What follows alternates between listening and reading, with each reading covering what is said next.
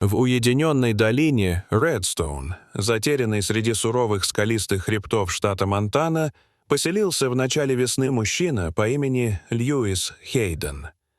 63 года, седина на висках, крепкие руки и взгляд, которому сложно что-то ускользнуть. Для местных он был просто еще одним фермером, живущим уединенно и молча. Но прошлое Льюиса скрывало иное.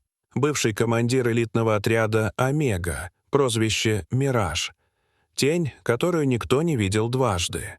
Он ушел из службы, чтобы найти покой, но долина, куда он приехал, оказалась далеко не спокойной.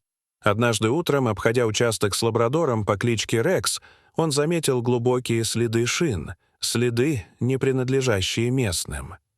Пару часов спустя соседка Лора Мейсон, встревоженная, рассказала, что в долине объявился южноамериканский картель. Незнакомцы скупали землю, угрожали тем, кто отказывался продавать. 7 хозяйств уже перешли под контроль бандитов. Ферма Льюиса занимала стратегическое положение, контролируя узел подъездных дорог. Он понимал, к нему тоже придут. Вернувшись домой, он открыл старый тайник в амбаре. Под обычными инструментами хранилось снаряжение, оружие, связь. Когда-то друзья называли это паранойей. Сейчас это была необходимость. В тот же вечер у ворот его участка остановились 2 черных внедорожника. Лидер, представившийся Диего Моралеском, предложил крупную сумму за землю. Когда Льюис отказал, начались тонкие угрозы. Говорили о переменах, намекали на несчастные случаи. Но Льюис дал понять, что они ошиблись с выбором цели. Особенно, когда он назвал Моралеска по имени, хотя тот не представлялся. В его глазах мелькнуло нечто, как будто он уже встречал Льюиса прежде. Это насторожило ветерана. Он начал собирать свою старую команду. Уолтер Стингер, снайпер, Ник Искра, взрывчатка, Джейсон Сигнал, связь и Томас Дог, боевой врач. Все были за 60, но опыт не ржавеет. В одном из зашифрованных сообщений Стингер упомянул, что слышал имя Моралекс еще 10 лет назад, на операции, о которой никто не должен был знать. Это мог быть не просто наркобарон, а бывший агент, ушедший в тень. Ситуация обострилась, когда картель жестоко избил местного фермера Джона Беннета за отказ продать землю. Тот оказался в коме. Его жена Мэри и сын Зак временно переехали к Льюису. Мальчик описал нападавших до мельчайших деталей. Льюис понял, в нем есть природный наблюдатель. Он усилил периметр, активировал скрытые системы слежения и начал готовиться к обороне.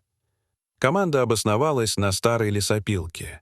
Было ясно — враг близко.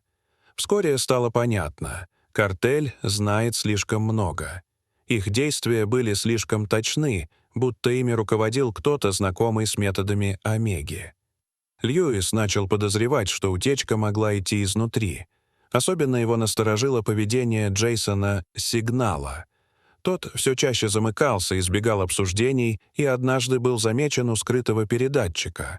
Льюис пока не делился сомнениями с остальными, но начал наблюдать.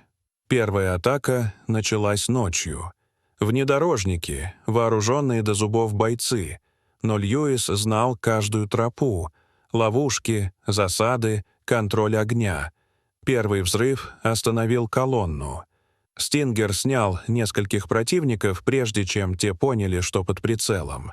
Моралекс понял, что напал не на обычного фермера. Во второй волне появились бывшие военные, профессиональные бойцы, называемые «сомбра». Они использовали правильную тактику, слаженность, но не знали, что Льюис обучен сражаться в таких условиях. Склад с техникой превратился в ловушку. Ник сработал по памяти, использовав систему направленных взрывов. Когда выдвинули пулеметный внедорожник, Льюис отвлек его огонь, пока Ник готовил сюрприз. Пули прошивали воздух вокруг него, и он укрывался за металлическим остовом трактора, когда заметил движение сбоку. Один из бойцов картеля незаметно обошел фланг и уже поднимал оружие. Все произошло в считанные секунды. Рекс взвизгнул и бросился на врага с неожиданной яростью. Его корпус врезался в мужчину, сбив того с ног, прежде чем прогремел выстрел. Пуля прошла в опасной близости от Льюиса. Собака яростно рычала, удерживая врага, пока Льюис не подскочил и не вырубил нападавшего прикладом винтовки. Дыхание Льюиса было резким, сердце колотилось. Он посмотрел на Рекса. Пес тяжело дышал, в боку у него была ссадина, но он держался рядом, не отрывая взгляда от хозяина. «Ты спас мне жизнь, дружище», — прошептал Льюис, погладив его по голове. Взгляд собаки был серьезен, почти осмыслен. В этот миг между ними установилась не просто связь, союз, выкованный в бою. Рекс, хоть и получил царапину, остался на ногах, виляя хвостом, словно знал, что только что спас хозяину жизнь. Джейсон перехватил частоты, и Льюис вышел на связь с лидером картеля, объяснив, что все под контролем. Через секунду — взрыв, машина перевернута. Эль Сомбра, главный координатор картеля, понимал — это необычные фермеры. Он отдал приказ уничтожить все. Но было поздно. Протокол «Феникс» был активирован. Оставшиеся бойцы картеля попали в ловушку. Стингер ликвидировал офицеров. Томас оказывал помощь раненым. Ник и Льюис перехватили лидера.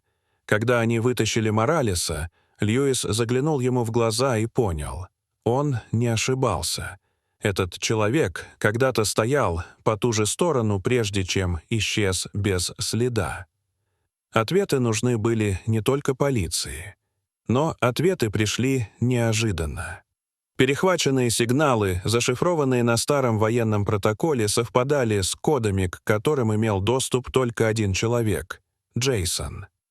Его исчезновение за час до второй волны подтвердило худшие опасения. Предатель был среди них. И теперь он, похоже, работал на Эль Сомбру.